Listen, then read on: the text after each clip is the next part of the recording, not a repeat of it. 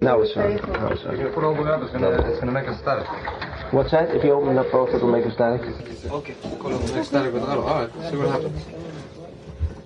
In the two phones, there's two phones. You know, you could put the earphones up near I think here. what happened was, the mic, the phone is too close to the mic.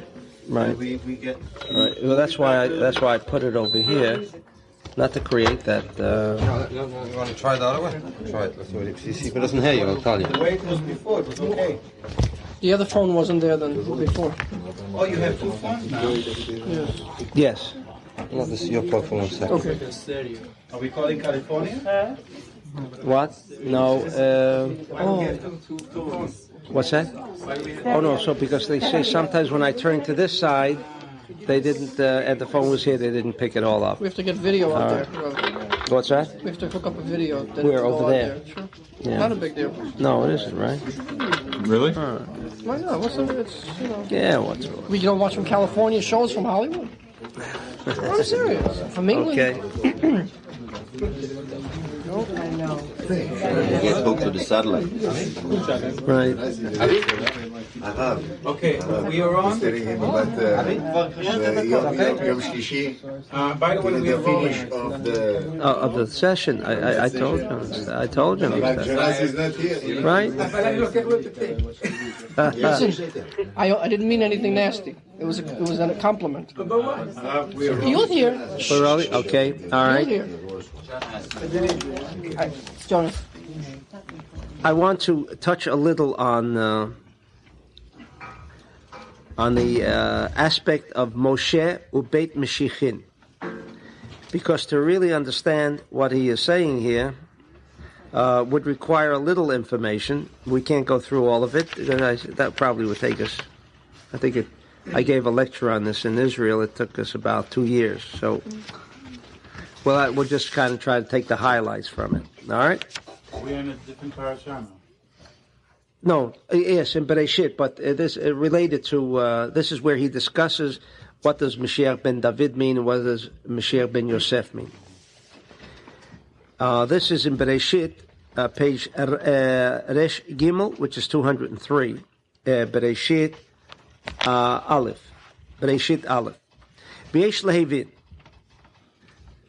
We have to understand, in Inyan Bet Meshichin Halalu, this aspect of the two Mashiach, Mahu, Umaha Hefresh Benem. And what is the difference between them? Velama Eno Yecholim Ligalot Zulat Acha Gilu Nishmat Moshe. Now you see, this was not even mentioned, where we had gone right into the Mashiach becoming revealed in the Galilee, and that's it, right? Now he's telling us that something else has to take place before, which means there must be first revealed Nishmat Moshe. Now, we have learned in Kabbalah, at least, or those familiar with the material world, which we are not that really familiar with, is that a neshama cannot be revealed unless it's accompanied with a body, right? And so he says, Zulat acha gilui nishmat Moshe. Moshe already is not here. But I should throw in immediately to tell you, and I don't want to reconcile it now, but according to the Zohar, Moshe never died. Moshe never died. He's still around, and I indicate that in the Star Connection. That he always comes back to visit, in fact, with his own spacecraft, and those who can see it, see it. But before the Mashiach can be revealed, there must first be a Gilui of Nishmat Moshe.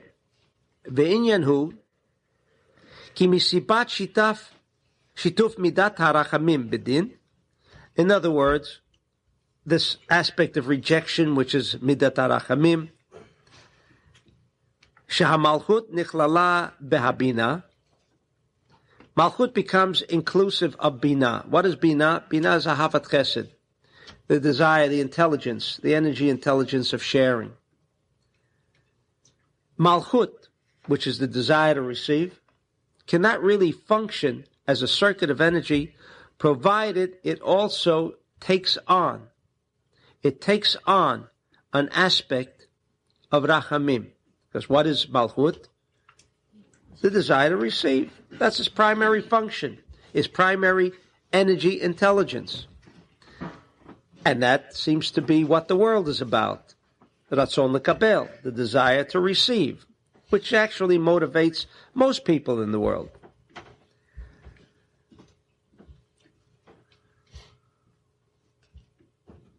Nechsera atzmuto shel hamalchut ve'ein ba ela bechinat tet rishonot hamalchut, dahainu bechinat hitkalaluta shel hamalchut bahem. When that happens, the essence of, there's a transformation of Malchut, a transformation,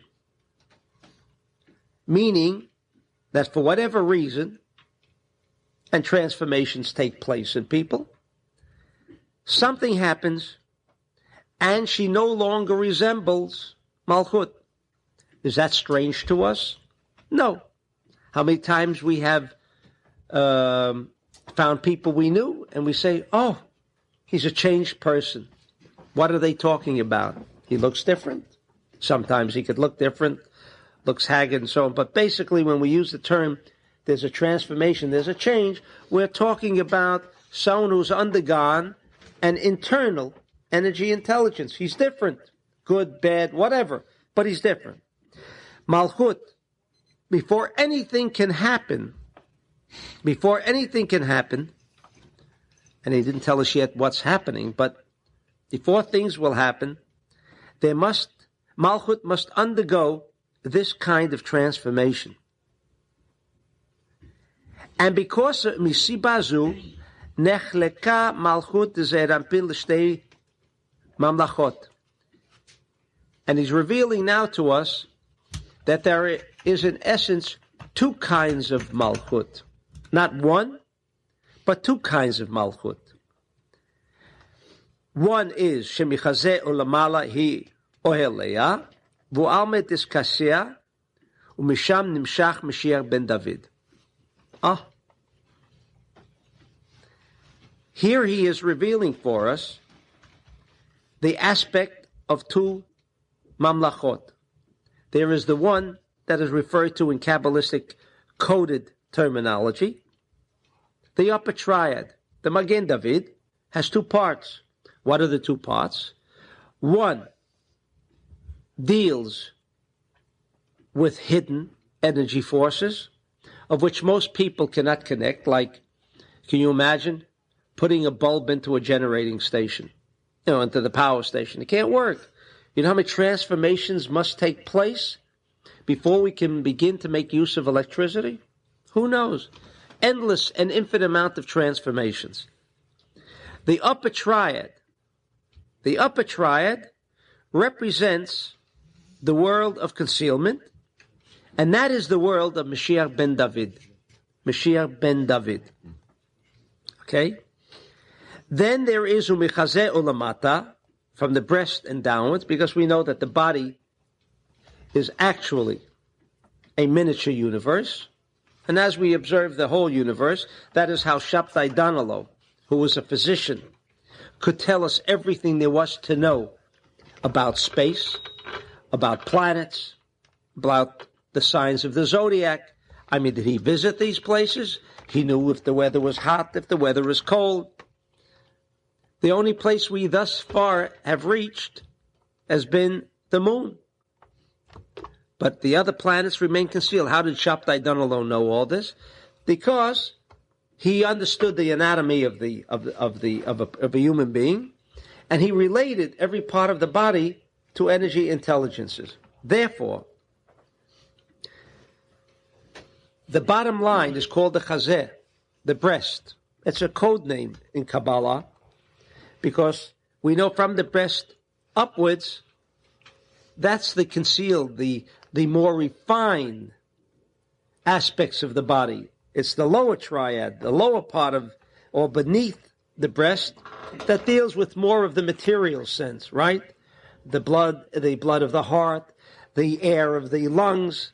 But the intestines deal which you might say the physical or the nitty-gritty of things, right? The material, the corporeal aspect. That is the lower part of the Magen David, which for those of you who are not too familiar with that, I can't go into the Magen David, but that Jewish star represents 6 points, which represent 6 forces of energy intelligence, one in a potential mind, thought state, and one in an actual state. All right? Now, from the actual state, Umisham Nimshach Mashiach ben Yosef, and from there will come forth the Mashiach, the Messiah, which will be referred to by a code name, Ben Yosef. Now you notice, it does not say David. David is the Mashiach. It does not say Yosef is the Mashiach. It says Mashiach ben David and Mashiach ben Yosef. I mean, if these two, we are under the impression that David will come back. Some people are under that impression in any event, that Mashiach comes back and he represents the Mashiach. But the Zohar is not saying that. He says Mashiach ben David and Mashiach ben Yosef, because they're both coming from two different places.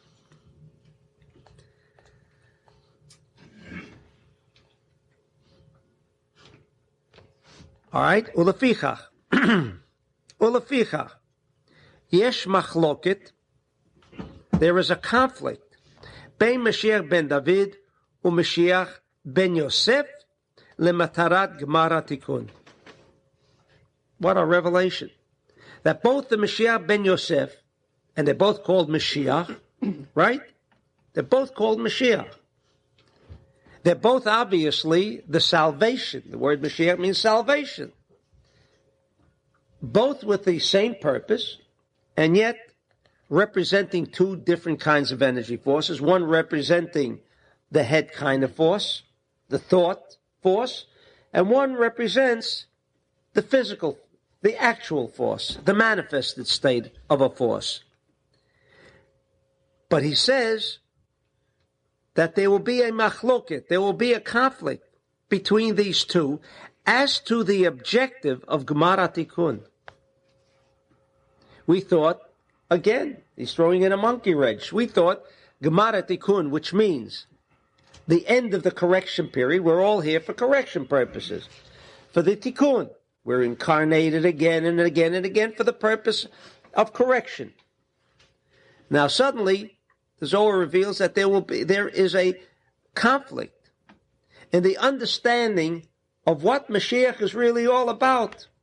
So for the first time, not only were we confused when we read in Parshat Shemot so much confusion surrounding Mashiach, and now at least we have some consolation that right there amongst the energy intelligences of Yosef and David, they've also got some conflict or understanding or disagreements in what Gemara Tikkun is about.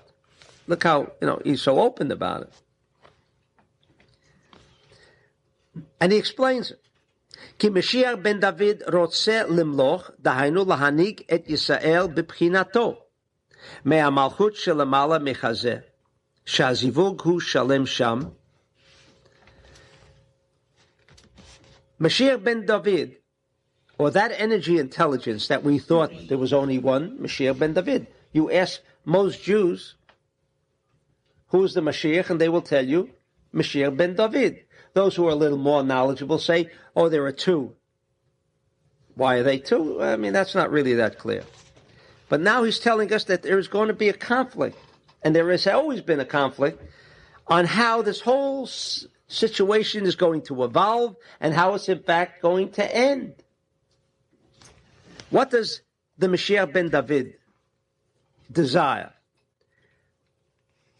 That the world operate on the level of mimalchut shelamala mechazeh.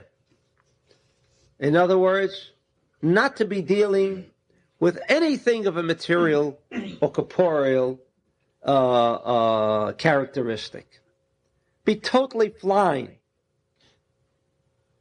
Now you know why people stop learning Kabbalah, right? Space cadets. What? Space cadets. Yes. We're all supposed to space out and live in a world of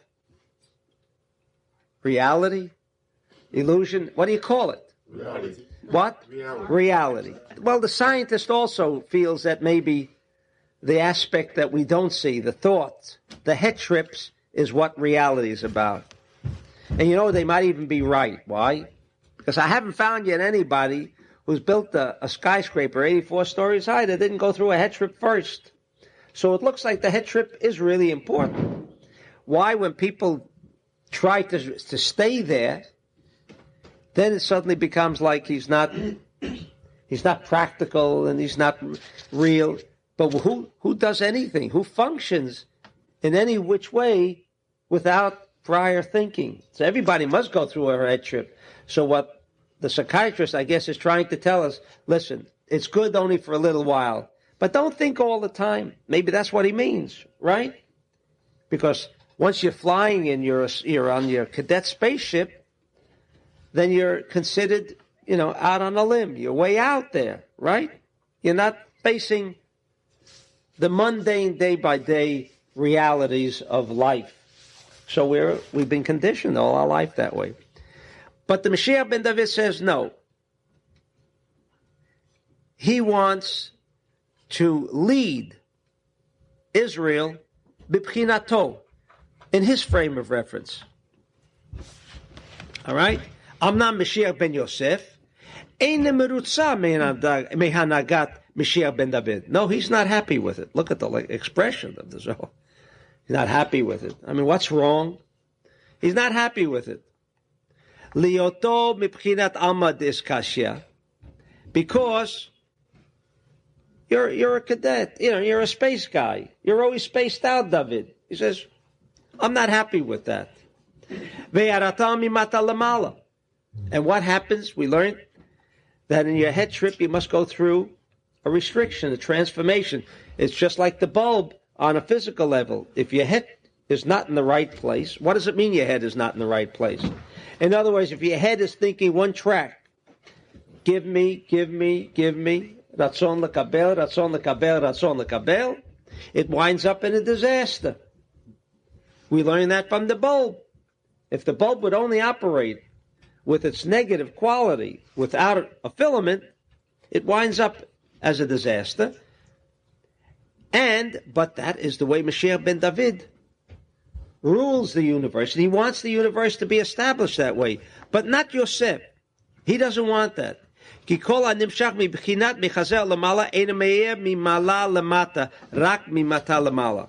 But then that operates only a certain way. What does it mean? Everything must rise. Learning the Talmud Sefirot. I mean, there is a certain amount you've got to let go. That's one of the problems with Kabbalah. I mean, you can't have the illusion together with reality. The illusion meaning the physical things around us. So, does it mean the Zohar is now telling everybody, look, get rid of all your material wealth and live in a cloud?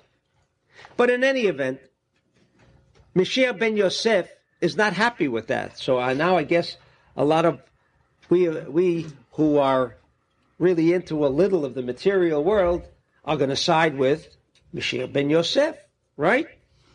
He gives us the opportunity to own a Rolls Royce, to own our own plane, our own ship, and, more of the conveniences of life, with all the other pleasures that go along with the world of material, right?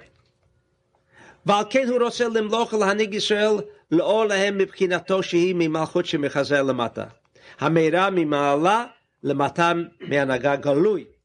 other words, everything is revealed. You're giving me this stuff about if you restrict, then you start getting energy. I mean, but where's my Jag? Where's my boat? This is all fine. I'm getting it all. It's all coming in, but right. The bottom line, right? The bottom line. Okay? V'zeh sod hamachloket shehaya bein Shaul v'David. And this we can observe even clearer from the machloket. There was the disagreement between Shaul v'David. where Shaul literally was set on destroying David. He searched him out wherever he was to kill him. Now, it's strange to understand that being a king, and we know as a king, he's a Navi, he's a prophet. Why would he want to destroy David? So there are commentaries that say that he might have been jealous.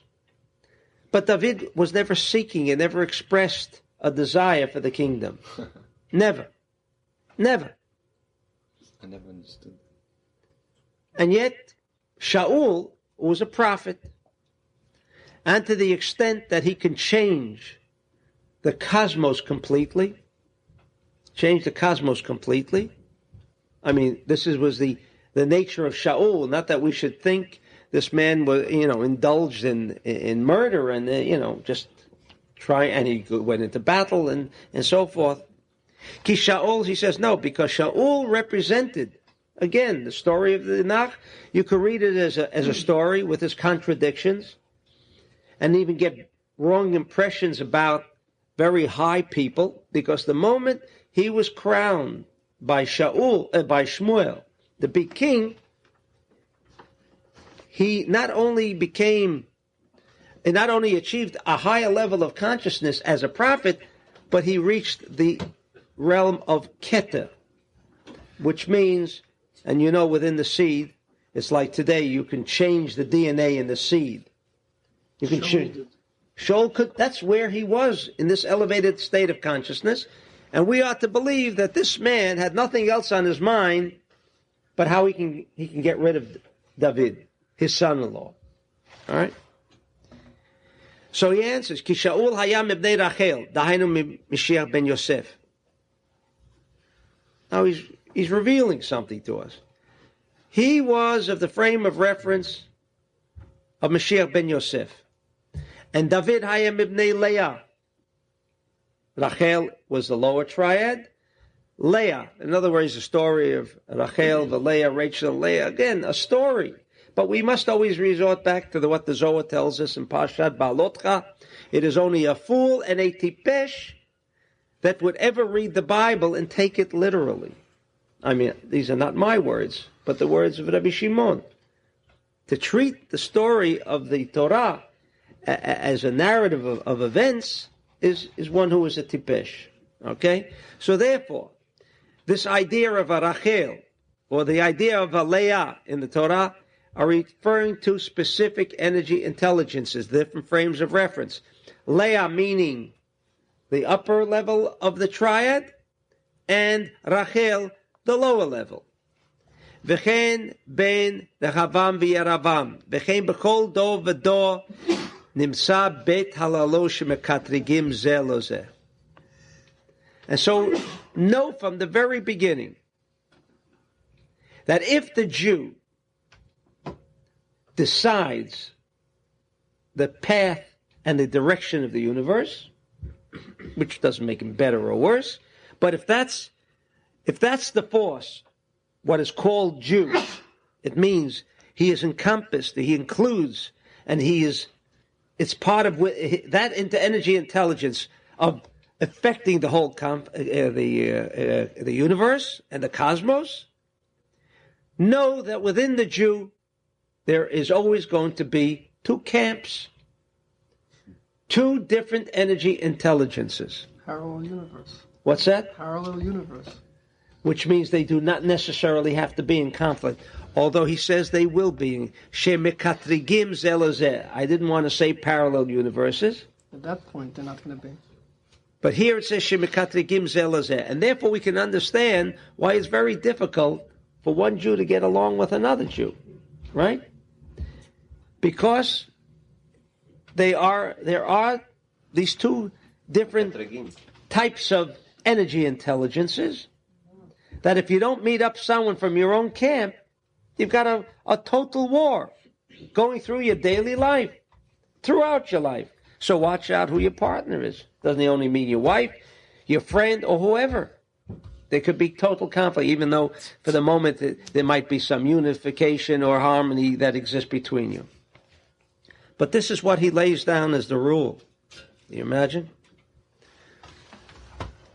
And he says, "Ubezeh tavin sod haktuvim she'amalo Yehonatan ben Shaul el David."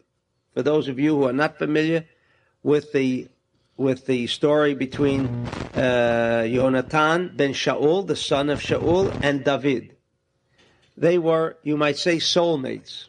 They were two males, but they came from that same frame of reference. The love between them, and it was certainly Yehonatan who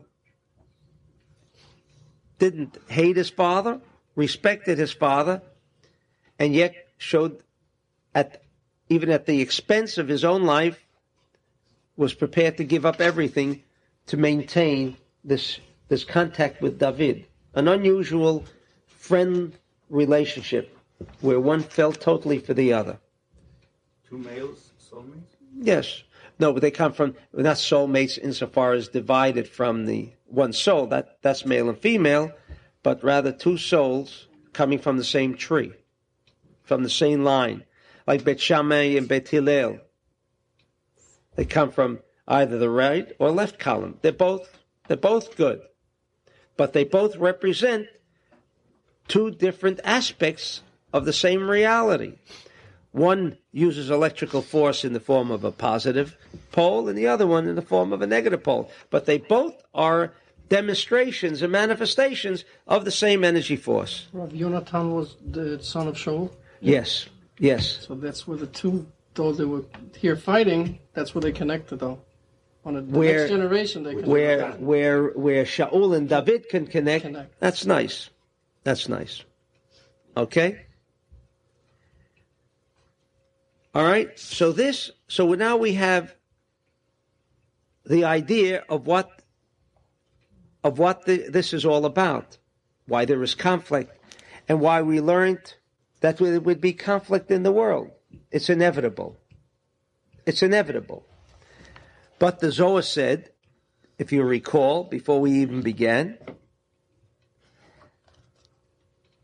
he asked, what is these two Mashiachin? Now we know what they are. They both represent two different paths to reality. And neither one can be revealed in a unified state unless there is Gilui Nishmat Moshe. If you recall, we said that. Until the soul of Moshe. Now, what was the soul of Moshe? And I don't want to go through all of this. But we know that Moshe, once he was in Netzach, victory, he was that chariot. He then became the connecting vehicle and chariot between the head, or Ketach Bina, and everything else. He was the connecting link. And therefore, the Zohar says Moshe never died. Moshe never died because if Moshe did not exist, all of these two forces could never come together ever again. Therefore, this power of Moshe was revealed on Mount Sinai to bring together the Erev Rav, the hating people, right? The material people, because they represent the material people. And obviously material people, even the scientist says, can never fulfill his belly. Can't fulfill your belly with physical, material assets. It has never happened. The Gemara says one who indulges in the physical or material world dies with only half his belly filled. Never completely satisfied. Never. And I think we have all found that to be true. Whether we want to live by it or whether when it says do not smoke because smoking causes cancer, everyone knows it. It does cause cancer, but that doesn't mean everyone stops smoking, right? So it's true here as well. No one can ever achieve that connection of fulfillment if he is involved within that world. But this is basically going to be the conflict between the world and between what we said about the Mafritzei Yisrael Yitapchu Lachzor El Hagoyim V'Yavo Imam Lasot Milchama Al Melech HaMashiach. And we asked, why are they coming to make milchama? But I gave you the answer. Do you remember when I told you the little story about my friend who went over to his rabbi and said, Rabbi, what happens when Mashiach comes? He says, I'll be out of a job. You remember I told you that little story? You see? Because that rabbi obviously lives in the realm of the physical, in the realm of Mashiach ben Yosef. Now it's strange, but the Gemara, and he will also say, the Gemara says, without this explanation which you have now been provided with today, and I assure you those who learn Gemara do not understand why the Gemara says that Mashiach ben Yosef will die in battle. Mashiach ben Yosef is going to die in battle. Why will he die in battle? I mean, he's not good. It's Yosef, Mashiach ben Yosef.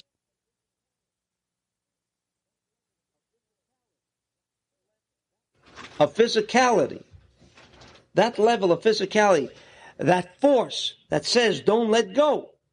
Don't let go. And we've discussed that enough in Talmud Esesfirot, and that's why it's difficult for some people to come. I mean, you come to that morning session, sometimes you say, hey, I got to let go. But the other side says, let go. What will happen tomorrow?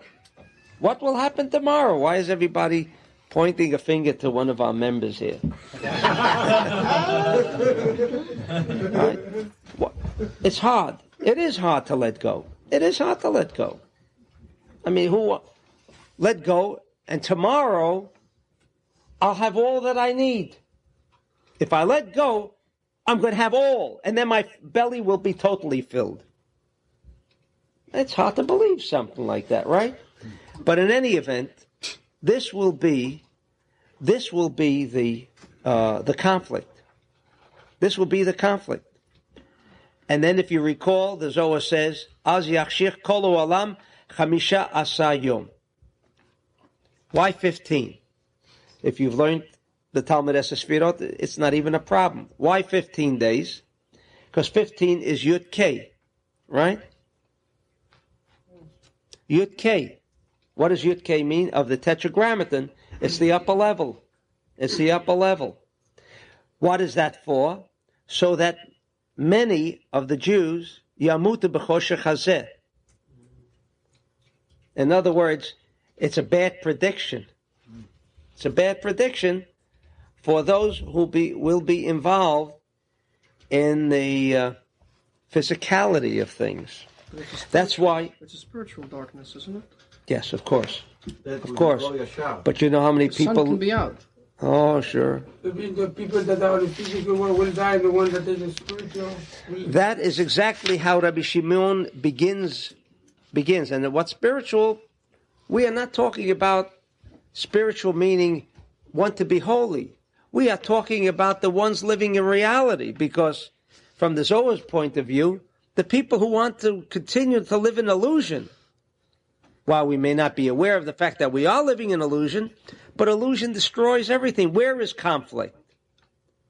In the illusion. This country wants that, I want this, everyone wants what? You can't argue that much about, well, I'm going to take away your spirituality. I mean, what's the tools how I can take away?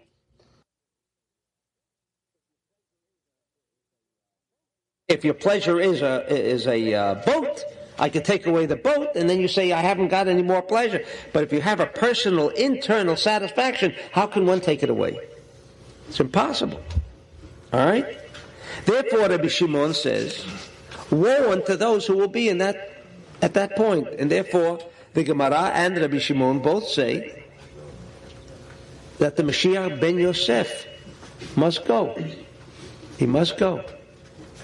That aspect of ben Yosef, which meant that the world, as it does now, must continue with the Magen David. But what happens after?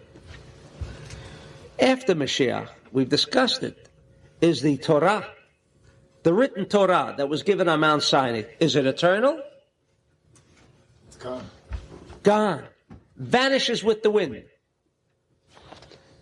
But if the Torah is nitzchi, if it's reality, and that's what we're always told, right, Jack?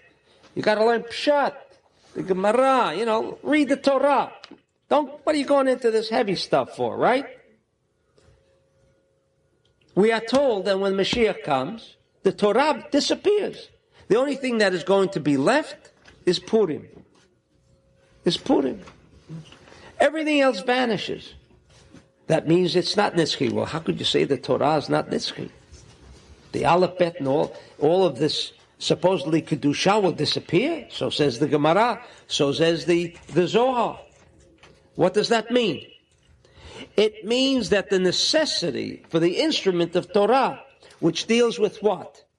With the physical, illusionary world. How can I transform myself? I'm living in an illusion to one of reality. There are those who are sleeping and still believe they live in the world of reality. It's only the space cadets who are flying, their way out. They're not living in a real world. I mean, they're happy all the time. How could they be living in a real world? Is the world a happy place to be in all day, 24 hours a day? Is that what this world is about? Of course not. So if this guy is happy 24 hours a day, 365 days in a year, he doesn't live in the world of reality. Let's get rid of him. Kill him. Right? Put him behind bars or lock him up in some mental institution. So Rabbi Shimon says that is what's going to happen, and that is what is destined in Zman Yemot HaMashiach. How long is it supposed to take for that battle? Where? Okay, well, let's see. Now you remember. Just I don't want to forget to mention this. He threw in this little paragraph. Ashrei mi sheyikra v'yimsa ba'oto zman mishum sheyitkayim bezman hahu b'amon yizkeh la'or hahu shel simchat hamelech. He's going to get the light. He's going to get the light. What does it mean he's going to get the light? You know how many times you say, yeah, I see it. Someone explains something to you, say, yeah, I got it. I see it. See what? What does he see now more than he saw before? Suddenly something became revealed to him. So he says, I see it. I got the light. I got the light. How is one going to get the light? He says, because we're talking about those secrets from the mitzvot HaTorah HaGnuzim. And like Rabbi Shimon says repeatedly throughout the Zohar, that no one will see the light.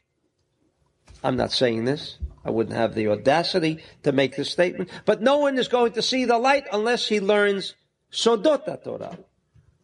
Sodot HaTorah. The secrets of the Torah. That which is concealed within the Torah. That, incidentally, is Nitzchi.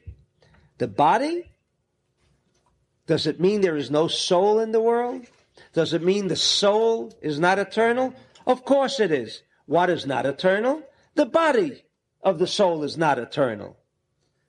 What is the Torah? If you're talking about the physical storytelling of the Torah, that's physical. That is not eternal.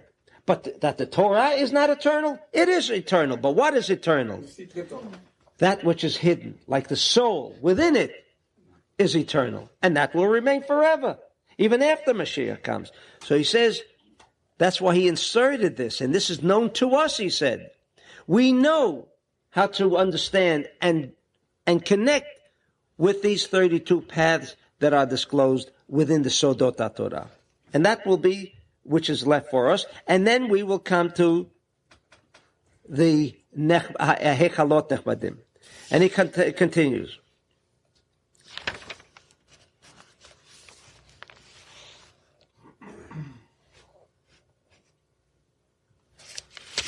He throws in another piece of information. It's another path. וכל הגן מסובב ממרכבות רבות של הצדיקים. And this gan, this paradise, we're still looking for it, right? Some think it's in Atlantic City. But it's somewhere, because everybody's looking for it, right? Some think it's in Las Vegas. What? Or in Las Vegas. But, it's somewhere, and we're all looking for it. We're going somewhere. It's not in Las Vegas. Right? Anyway, this gan is surrounded, he says, ממרכבות רבות של הצדיקים. Mashiach omed aleim, and Mashiach is right there. ועל כמה צבקות ומחנות של נשמות הצדיקים אשר שם. ובראשי חדשים, ובימים טובים, ובשבתות, נכנס המשיח במקום ההוא, להשתעשע בכל היכלות האלו. In other words, Mashiach becomes revealed not only for us. For the world, he becomes revealed through these Amud Ha'esh like we described before, but then it's too late already. Now he's telling us that Mashiach is revealed every month. Rosh Chodesh, and the Ari says also, Erev Rosh Chodesh, on Shabbat, Yamim Tovim. These are cosmic days by which the unification of the world comes into play. Those are the days when Mashiach makes his appearance. So it's not only it happened or it's going to happen some future date, it happens now. Each and every single week. Each and every single week, Mashiach makes his appearance. Which Mashiach? Which Mashiach, right? Well, I guess he means Mashiach ben David. Because what we say on Shabbat or Rosh Chodesh, we move into another elevated state of consciousness. That means we leave over the material world, whether it's just during the time of tefillah or meditation or whatever. But we can leave over that physical world on these days. And then we can become immersed totally. All right?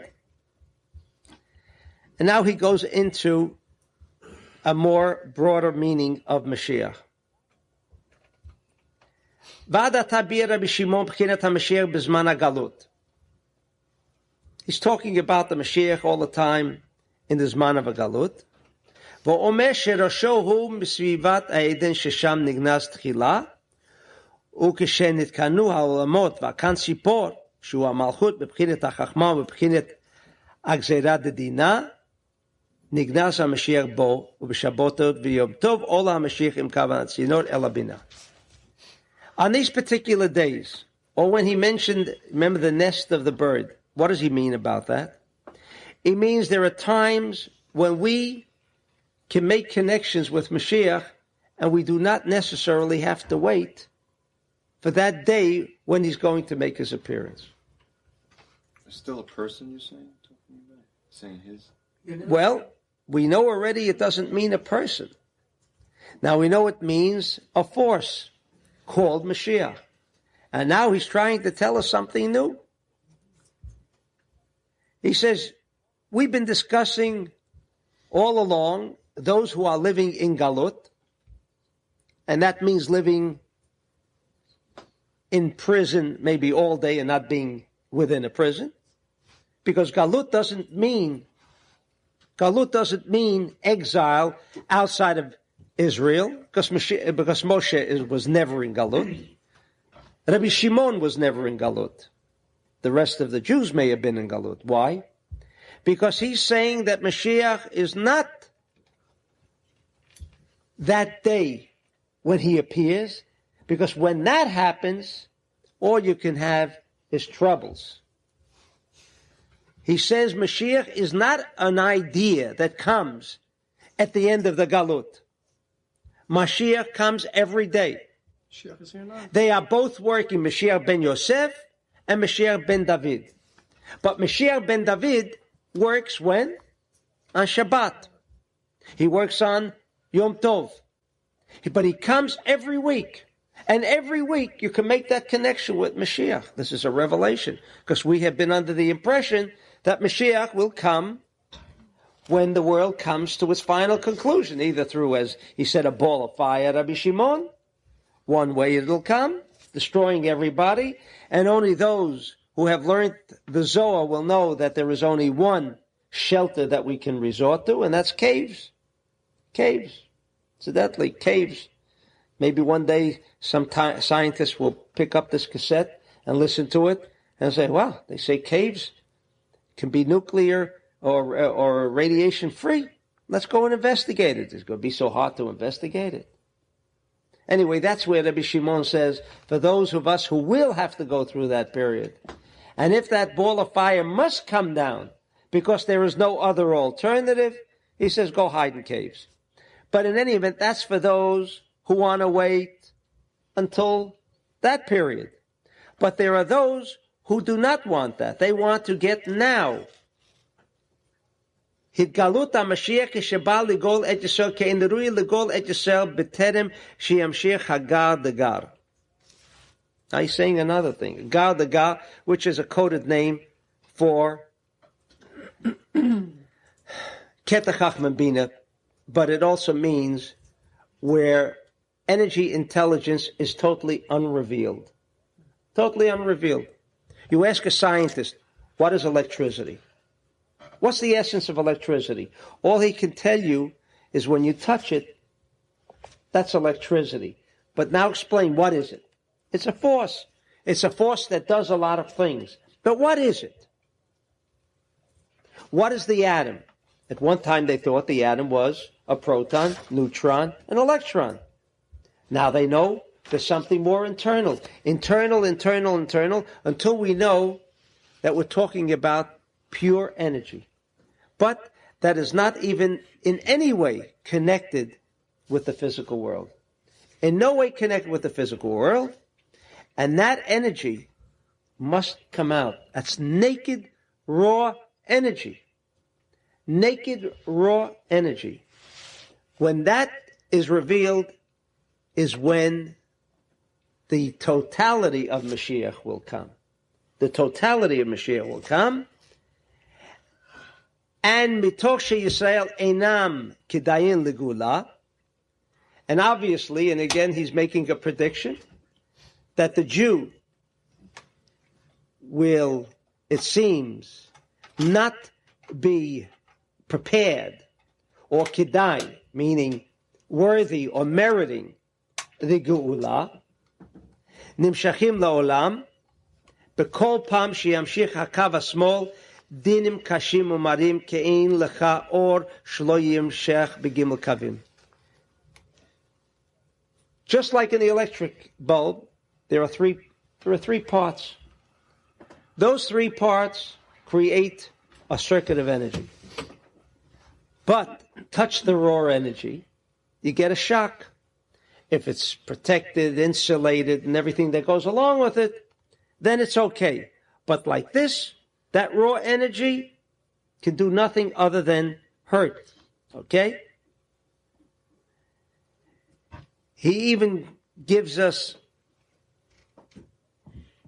days when the Mashiach could have appeared. We know one of the cases was when one Erev Shabbat, the Ari told his students,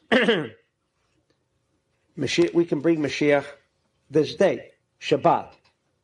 This was the story that was told about the Ari. He says, but it only depends on one thing. That on this one day, we must live as an example of a one unified whole. Okay?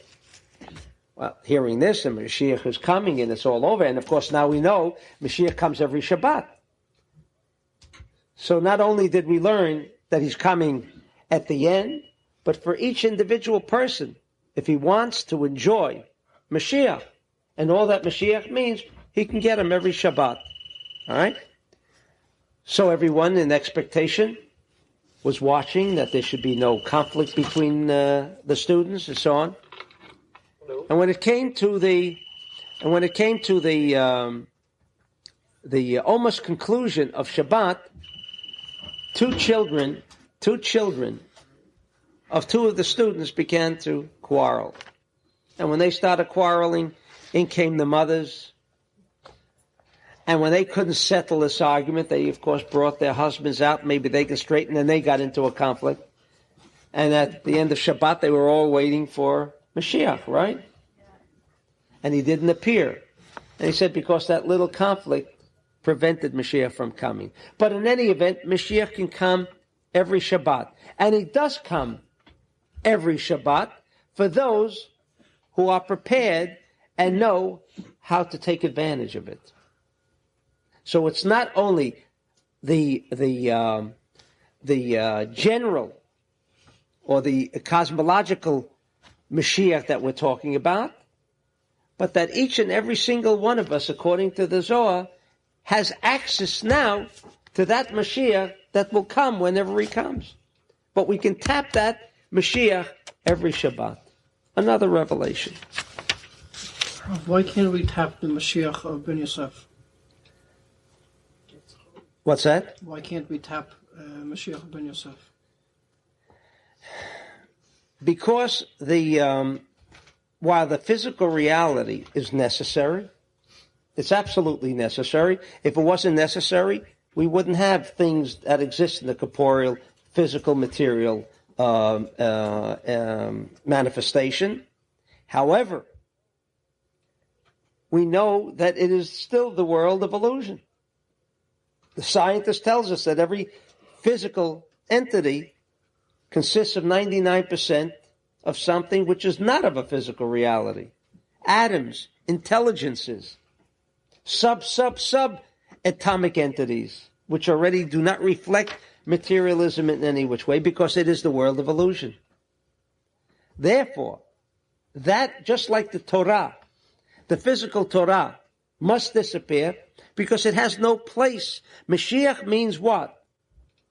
Total connection. A total connection, and also the total revealment of reality and the total removal of the physicality of the world of illusion. But what he's saying actually is, can we start with Mashiach ben Yosef? What I'm really saying is, why can't we get to We must. So that is the path.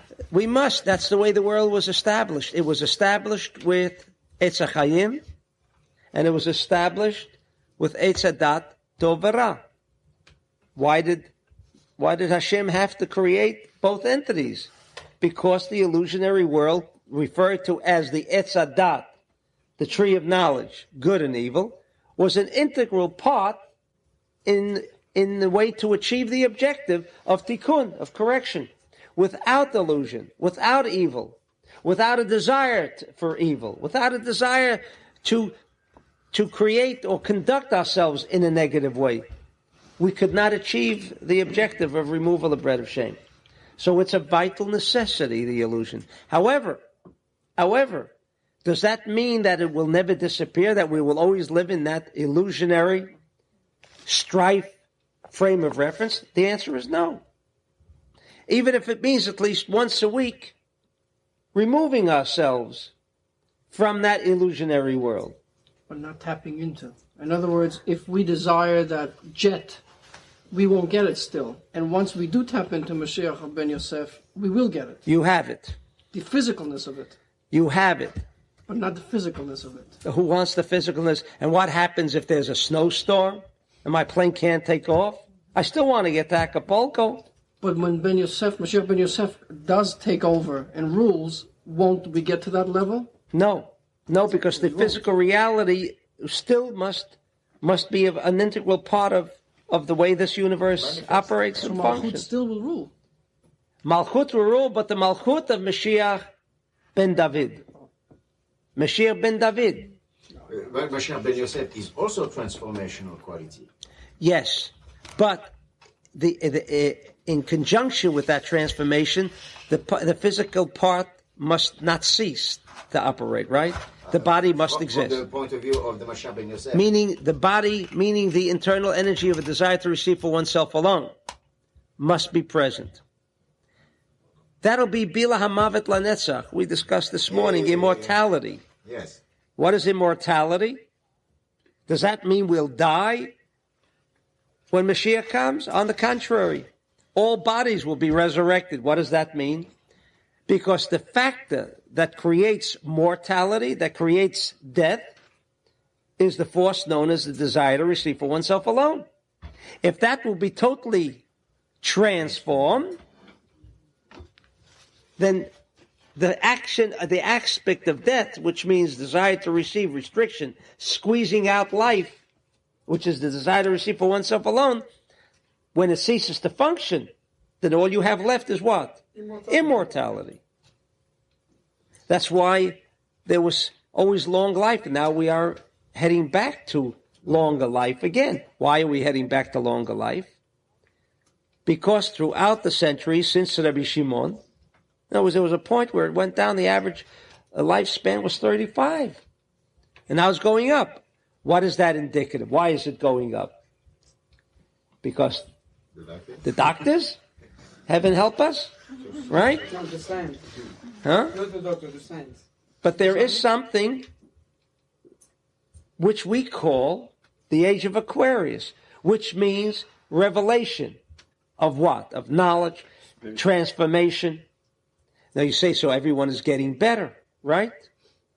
No, it doesn't mean necessarily that everyone is getting better, but it means there is an accumulation over the years of the transformation. There were people, and there are people who are still making an effort to transform the desire to receive for oneself alone to one of sharing.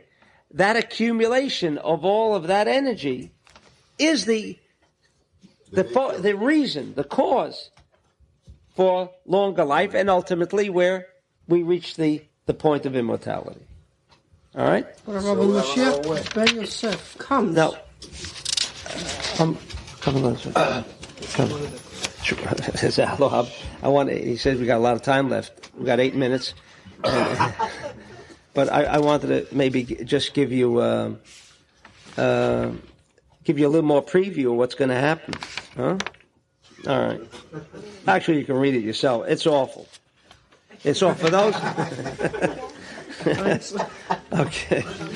I mean, in any event, what remains for us to understand from this Zohar is that we all have an opportunity, not only when Mashiach comes, but each and every single Shabbat, if you know how to handle it, if you know how to deal with it, and you know how to connect with it, you're tapping that level, that intelligence of Mashiach. Now, you don't have to wait until he comes. Because that he comes means everybody has begun to tap it, or that ball of fire has gotten rid of those who can't let go. And so, you know how you let go? Cleanup time. Cleanup time, unfortunately. And how do you connect on Shabbat? Well, That's you know, Shabbat, yeah, after the Havdalah. that's right. No. That's the end. That's when it all becomes manifested. Yes. But during the Shabbat is when you make this connection. I understand that, the whole Shabbat. Oh, But it's there so is that lovely. particular part It's so of- lovely. You connected on Motzei Shabbat or Shabbat? No, in Shabbat. In Shabbat. So how Oh, do you connect it? By praying? oh, You put the What? plug in. Come here. Shabbat. that's right. Oh, what I'm afraid to pleasures. connect it. I might like it. What pleasures. For you especially. If you knew that secret. Forget it. Oh, Okay, in any event, all right, we have a few minutes left, so if anybody has maybe a question or two. So, Hey, yes. another question. Just an update. When we took the courses on 23rd Street a few Yes, months ago, yes. you spoke of the year 1988 as being. I spoke a few months ago. Yes. Can you imagine? It's exactly 2 years minus a week or two. But that's beautiful. That's beautiful. Beautiful. Well, it was so nice to hear it say it was yesterday. Little spaced out. Sorry. Space time and Moshe does not exist. No, He you likes it. of course. Beautiful. Beautiful. Anyway, you remember you said to us that 1988 would be a very Crucial year. crucial year. You didn't know if it was good or if it was bad. And then you spoke also that time of Mashiach. You said that Mashiach ben Yosef was a substance at that time, and you said Israel, the birth of the state of Israel might be that substance. And then 40 years later, Mashiach ben David would show up, and that would give us the year 1988. I just wanted to know if you had an update on those revelations. It kind of still holds. If you had an update on that. Because it stayed in my Well, mind. the update is I haven't changed my mind. Anything new? You know Any better news today what flash? might happen? Yeah. What? I think it's closer to reality. That Mashiach ben Yeah, David. we're still missing one ingredient, which maybe doesn't have to come, is what we studied before, and that was Kama Mafritzei Yisrael Yitapchu Lachzor Lagoyim V'Yavo Imam Lasot Milchama. Well, we see a little of that here and there.